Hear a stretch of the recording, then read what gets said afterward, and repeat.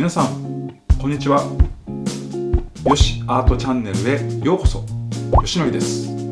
このチャンネルは楽しく自分のペースで絵を描いていきたい方のために、画材の使い方、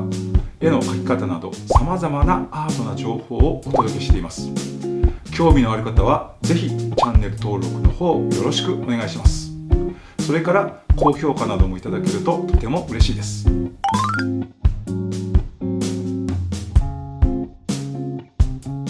前回の動画では洋梨を面で捉えて描いてみました。その際に面に明暗を当てはめるというようなことを説明したんですけれども、今回の動画ではその明暗についてさらに詳しく説明していきたいと思います。今回のモチーフはこの白い石膏の球体です、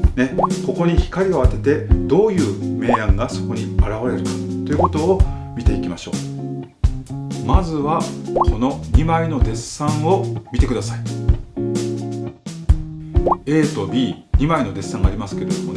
これはどちらも白い石膏の球体に左側から光を当ててそれを見て描いたものです。ちなみに A の方のデッサンはこんな感じの光でした。そして B の方のデッサンはこんな感じの光です。どうでしょうかね。この2枚の A と B のデッサンなんですけれども、皆さんはどちらのデッサンの方がより立体的に見えると思いますか？2つのデッサンをよく見て考えてみてください。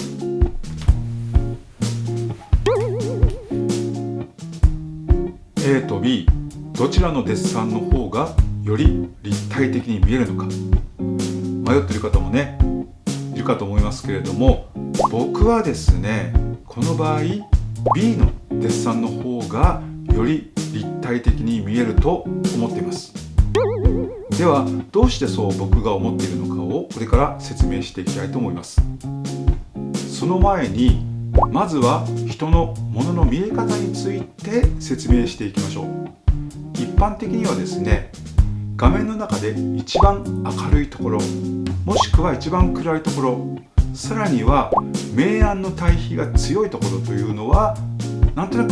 手前にあるように感じます。逆にハーフトーン、グレーですよね。それから明暗の対比が弱いところというのはなんとなく奥に行ってるように感じるんですね。どうしてそういうふうに感じるかというと、普段でもこの写真のように風景で遠くのものは霞んで見える、手前のものははっきりと見える、こういった状況をですね見慣れているのでそう感じるということになりますね。ではデッサンの方でそれを確認していきましょう。 A と B のデッサン、球体の中央部分と影側の輪郭部分を見ていきましょう。中央部分というのは手前にあるんですけれども A のデッサンの方ではあまり明度差が強くないですよね。逆に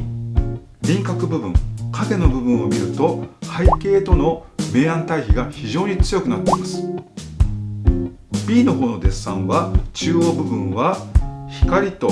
影がぶつかり合っているので明暗の対比がとても強いですね。そして輪郭部分、これを見ると反射光が当たっているので明暗対比が弱くなっています。つまり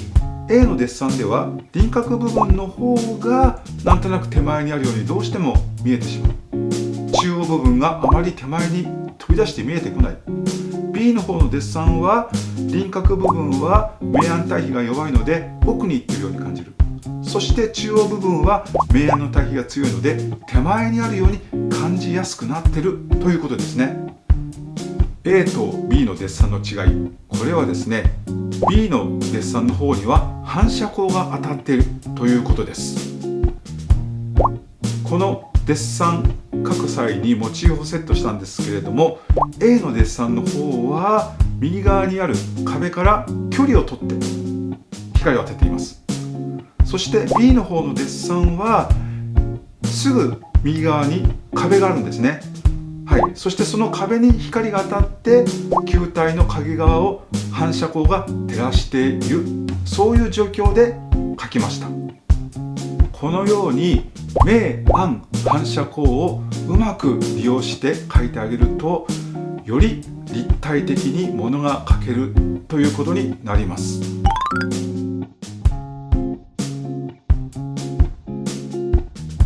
そうですね、確かに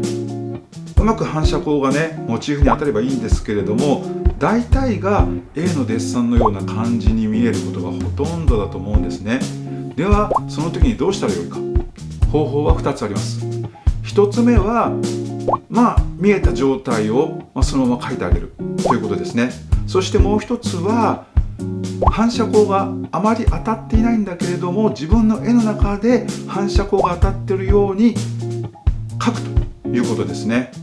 最初は難しいかもしれませんけれども、反射光をうまく利用して描くことによって立体感が表現できるということはね、ぜひとも皆さんにやってもらいたいなと思っています。あるいはモチーフをセットする際に壁に近づけて意図的に反射光がモチーフに当たるようにしてみるのも方法ですね。では明暗反射光を使ってデッサンをする際に、球体に関してなんですけれども、気をつけてほしい点をね少し説明していきたいと思います。この暗の部分影側の部分がどのように入ってくるかということなんですけれども、この球体を地球儀のように考えていく。そうするとですね、地軸がこのように入るわけですね。考え方としては、この地軸、北極点それから南極点を結ぶ線上に暗の流れ、影の流れを描くとより自然に見えます。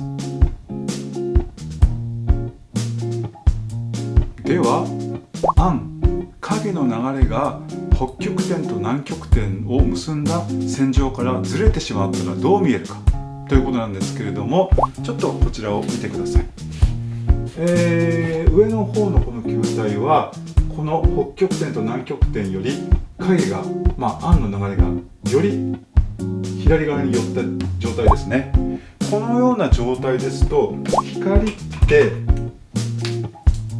こういうふうに球体に当たっているように見えてしまうんですね。つまり拡散光というか、電球とかね、そういった照明をこの球体に近い場所に置くとこんな感じに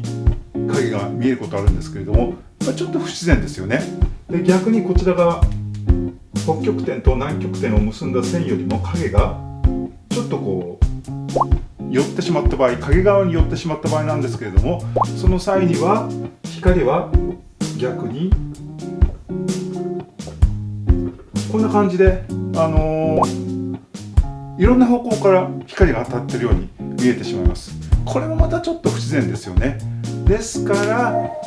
影、暗の流れっていうのは北極点と南極点を結んだ直線上に暗、影の流れを描くと自然に見えます。いかがでしたでしょうか。今回の動画では明暗反射光をうまく利用して立体感を自然に表現するということをやっていきました。さて、ここまで言っておきながら最後のちゃぶ台返しじゃないんですけれども、じゃあA のデッサンの方がいけないのか、ああいうふうに描いてはダメなのかというと、やはり決してそういうことではないんですね。つまりより自然に立体感を表現するのであれば B のデッサンの描き方、明暗反射光を使う。でも例えば画面の中で大きな明暗のパターンの組み立てで画面を作るであるとか、それから輪郭部分に一番強い明度対比が来ると、手前に飛び出ているように見えるっていうようなことを言いましたけれども、そういった見え方を逆に利用してちょっと不思議な空間を作っていく。そういう場合には A のデッサンの描き方の方がいいわけですよね。つまりどういうことかというと、自分が描こうとしている絵の表現として